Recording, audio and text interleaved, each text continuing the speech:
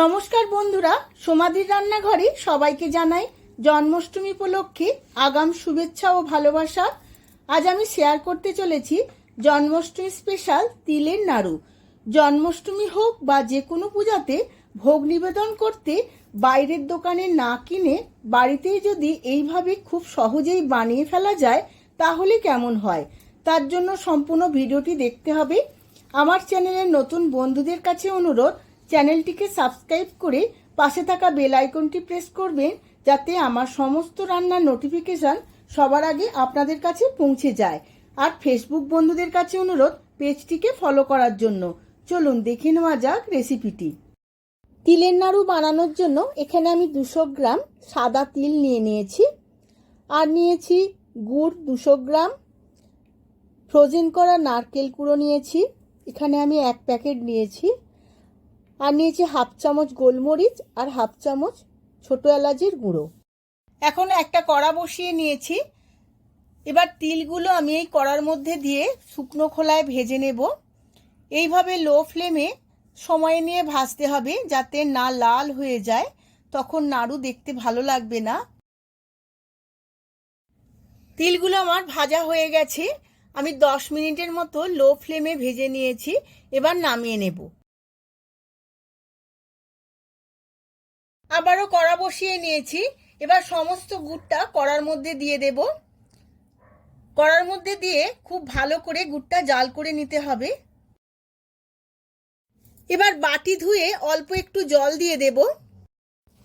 এইভাবে খুন্তি দিয়ে নাড়াচাড়া করে 10 থেকে 15 মিনিট হাই টু মিডিয়াম ফ্লেমে জাল করে নিতে হবে। দেখুন বন্ধুরা, গুড়টা থেকে বড় বড় বাবলস উঠছে। মোটামুটি গুড়টা অনেকটাই ঘন হয়ে গেছে। এবার আমি গুড়টা চেক করে নেব পুরোপুরি জাল হয়েছে কিনা। গুড়টা চেক করার জন্য আমি বাটিতে জল নিয়ে নিয়েছি। এবার এই জলের মধ্যে খুন্তিতে করে গুড় আমি দিয়ে দেব। এইভাবে ফোঁটা ফোঁটা ফেলে দেব।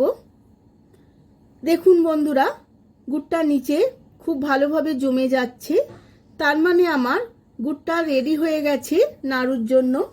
এখন এর মধ্যে দিয়ে দেব 10-12টা গোলমরিচের গুঁড়ো, যাতে ঝাল ঝাল খুব সুন্দর খেতে লাগে। আর দেব ছোট এলাচের গুঁড়ো, আমি 4-6টা ছোট এলাচ গুঁড়িয়ে নিয়েছিলাম। সমস্ত কিছু মিশিয়ে নিয়েছি। এখন দিয়ে দেব নারকেলের কুড়ো হাফ বাটি নারকেলের কুড়ো খুব ভালো করে মিশিয়ে নেব। এই সময় গ্যাসের ফ্লেমটা আমার লো টু মিডিয়াম থাকবে। সমস্ত উপকরণগুলো খুব ভালো করে মিশিয়ে নেওয়ার পর দিয়ে দেব ভেজে রাখা তিল। সমস্ত তিলগুলো দিয়ে আমি খুব ভালো করে মিশিয়ে নেব। এই সময় আমার গ্যাসের ফ্লেমটা লোতেই থাকবে, না হলে নিচে লেগে যেতে পারে। এই সময় 5 থেকে 7 মিনিট খুব ভালোভাবে নাড়াচাড়া করে নেব।